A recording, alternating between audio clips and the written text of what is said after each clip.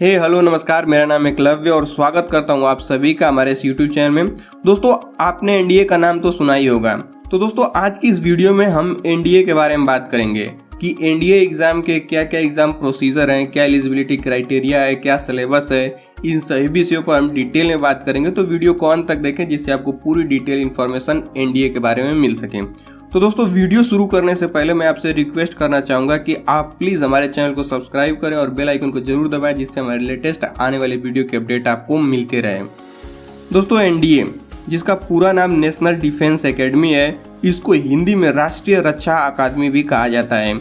यह भारत के top post में से एक है। दोस्तों, एनडीए का एग्ज़ाम यूपीएससी द्वारा ऑर्गेनाइज करवाया जाता है। इसका एग्ज़ाम साल भर में 2 बार होता है।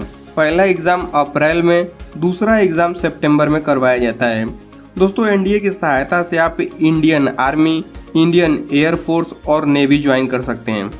यदि आप एनडीए का एग्ज़ाम क्लियर करते हैं तो आप इन तीनों में से किसी को ज्वाइन कर सकते हैं। अब दोस्तों, बात करते हैं कि क्या एलिजिबिलिटी क्राइटेरिया है एनडीए एग्ज़ाम देने के लिए। तो दोस्तों, सबसे पहले बात करते हैं जेंडर की कि आपका कौन सा जेंडर होगा तो आप एग्ज़ाम दे सकते हैं। तो दोस्तों, यदि आप अनमैरिड मेल हैं, मतलब कि आप यदि अविवाहित पुरुष हैं, तभी आप इस एग्ज़ाम को दे सकते हैं। लड़कियां अभी इस एग्ज़ाम को नहीं दे सकती हैं। मतलब यदि कोई गर्ल कैंडिडेट है, इस एग्ज़ाम को देना भी चाहती है, तब भी उसके लिए कोई ऑप्शन नहीं है, वह इस एग्ज़ाम को नहीं दे सकती है। अब दोस्तों, बात करते हैं एजुकेशनल क्वालिफिकेशन की कि आपको क्या एजुकेशनल क्वालिफिकेशन होनी चाहिए इस एग्ज़ाम को देने के लिए। तो दोस्तों, आपका 10+2 पास होना चाहिए, मतलब आप 12th पास होने चाहिए। इसमें भी यदि आप इंडियन आर्मी ज्वाइन करना चाहते हैं तो आपका 12th किसी भी स्ट्रीम से है तो आप फॉर्म अप्लाई कर सकते हैं। लेकिन यदि दोस्तों आप इंडियन एयरफोर्स या नेवी ज्वाइन करना चाहते हैं तो आपका 12th में साइंस स्ट्रीम होना चाहिए। वह आपका साइंस स्ट्रीम में मैथ और फिजिक्स सब्जेक्ट कंपलसरी होना ही चाहिए, तभी आप इस एग्ज़ाम को दे सकते हैं। मतलब कि दोस्तों, आप आर्मी में जाना चाहते हैं तो आप किसी भी स्ट्रीम से हैं, कोई दिक्कत नहीं है। लेकिन आप एयरफोर्स या नेवी में जाना चाहते हैं तो आपके 12th में मैथ्स और फिजिक्स सब्जेक्ट होना ही चाहिए, यह एक कंपलसरी है। ठीक है दोस्तों, तीसरी चीज़ है एज की। इस एग्ज़ाम को देने के लिए आपकी उम्र कितनी होनी चाहिए। तो दोस्तों, आपकी मिनिमम उम्र 16.5 वर्ष और मैक्सिमम उम्र 19.5 वर्ष होनी चाहिए, तभी आप इस एग्ज़ाम को दे सकते हैं, अन्यथा आप इस एग्ज़ाम के लिए एलिजिबल नहीं हैं। इसके बाद चौथी चीज़ आती है मैरिटल स्टेटस, मतलब विवाहित हैं या फिर अविवाहित, कौन लोग इस एग्ज़ाम को दे सकते हैं। तो दोस्तों, इस एग्ज़ाम को देने के लिए आप अविवाहित होने चाहिए। इसके साथ एक और चीज़ है कि मान लीजिए आप इस एग्ज़ाम को क्लियर कर देते हैं और आपकी ट्रेनिंग के दौरान भी आप विवाह कर लेते हैं, तब भी आपको सस्पेंड करके घर भेज दिया जाएगा। इसका सीधा मतलब है कि आप बाल विवाहित नहीं होने चाहिए। मतलब कि जो लोग भी छोटी उम्र में जिनकी शादी हो जाती है, ऐसे लोगों के लिए ये एग्ज़ाम नहीं है। तो आप अविवाहित होंगे तभी आप इस एग्ज़ाम को दे सकते हैं और इसका फॉर्म अप्लाई कर सकते हैं। अब पांचवी चीज़ है फिजिकल स्टैंडर्ड, मतलब कि क्या आपकी हाइट है, क्या आपका वेट है, ये सब चीज़ें फिजिकल स्टैंडर्ड में आती हैं। तो दोस्तों, इसके लिए जो फिजिकल स्टैंडर्ड है वह अलग अलग पोस्ट के हिसाब से अलग अलग है, मतलब बहुत सारी चीज़ें हैं। तो इसके बारे में डिटेल नॉलेज लेने के लिए आप यूपीएससी की वेबसाइट पर जाकर वहाँ आप अच्छे से चेक कर सकते हैं कि आपको किस पोस्ट के लिए क्या फिजिकल स्टैंडर्ड होना चाहिए। आपको अच्छे से डिटेल नॉलेज उसकी वेबसाइट पर आपको मिल जाएगा।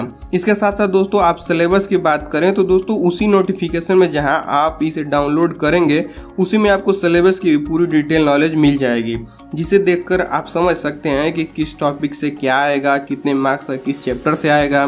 पूरी डिटेल इन्फॉर्मेशन उसमें आपको मिल जाएगी। दोस्तों, मैं लिंक इसका डिस्क्रिप्शन में दे दूंगा, आप वहां से क्लिक करके भी ये नोटिफिकेशन डाउनलोड कर सकते हैं या फिर इसकी वेबसाइट पर आप पहुँच सकते हैं। अब दोस्तों, बात करते हैं फॉर्म के बारे में। तो दोस्तों, इसका फॉर्म आप ऑनलाइन भर सकते हैं। इसके फॉर्म की जो फीस होती है वह 100 रुपये होती है। आप 100 रुपये देकर इसका फॉर्म को भर सकते हैं। इसके साथ ही साथ यदि आप 12th में हैं तब भी आप इस फॉर्म को भर सकते हैं। लेकिन जो स्टूडेंट 11th में हैं वो इस फॉर्म को नहीं भर सकते हैं। लेकिन आप 12th पास करने वाले हैं तो आप अपीयरिंग देकर भी इसके फॉर्म को अप्लाई कर सकते हैं। अब बात करते हैं कि क्या सिलेक्शन प्रोसीजर है इसके लिए। तो दोस्तों सिलेक्शन प्रोसीजर का कुछ यह सीन है कि आप एनडीए एग्ज़ाम क्लियर करने के बाद आपको एक कॉलिंग लेटर आएगा, उसके बाद आपका एसएसबी का इंटरव्यू होगा। एसएसबी का जो इंटरव्यू होता है वो लगभग 5 दिन का होता है। 5 दिन के दौरान आपको हर समय अलग अलग टास्क दिए जाएंगे और आपसे अलग अलग चीज़ें करवाई जाती हैं, जिससे आपका फिजिकल फिटनेस, मेंटेलिटी और इंटेलिजेंस सभी चीज़ों को चेक किया जाता है।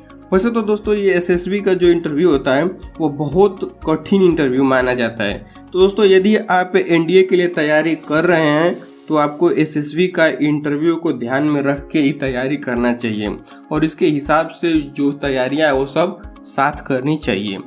दोस्तों एक सवाल है कि क्या एनडीए की तैयारी करने के लिए कोचिंग इंस्टीट्यूट ज्वाइन करना चाहिए या फिर नहीं करना चाहिए। तो दोस्तों मैं बताऊं तो आपको कोचिंग इंस्टीट्यूट ज़रूर ज्वाइन करना चाहिए, क्योंकि इसका जो ब्रॉड कोर्स होता है बहुत कम समय आपको मिलता है तैयारी करने के लिए। तो यदि आप एक एवरेज स्टूडेंट है और एग्ज़ाम को क्लियर करना चाहते हैं तो आपको ज़रूर ज्वाइन करना चाहिए। अब तो बहुत सारी कोचिंग ऑनलाइन भी पढ़ाई करवा रही हैं, तो कुछ पैसे खर्च करके वहाँ पर आप ज्वाइन हो सकते हैं और अच्छी तैयारी कर सकते हैं। तो दोस्तों ये रही कंप्लीट वीडियो एनडीए के बारे में। वीडियो अगर अच्छी लगी हो तो लाइक कर दीजिए और अपने फ्रेंड्स के बीच शेयर कर दीजिए और चैनल को जरूर सब्सक्राइब कीजिए, जिससे आने वाली सभी वीडियो की अपडेट आपको मिलती रहे। धन्यवाद।